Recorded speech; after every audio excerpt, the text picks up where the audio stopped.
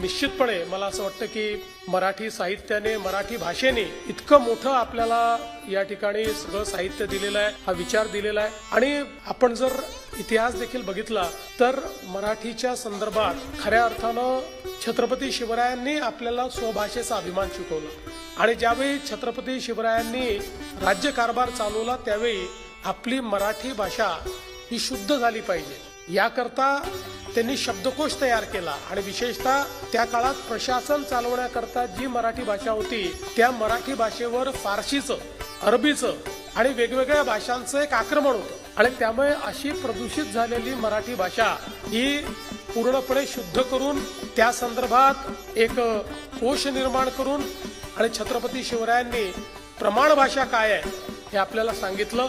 त्यामुळे भाषेचा जो आपला अभिमान आहे हा अभिमान छत्रपती शिवरायांपासून त्या ठिकाणी सुरू होतो. आणि भाषेची आपली जी यात्रा आहे ती यात्रा अर्थातच कुठेतरी ज्ञानोबा तुकोबांच्या या सगळ्या प्रवासातनं आपल्याला पाहायला मिळते.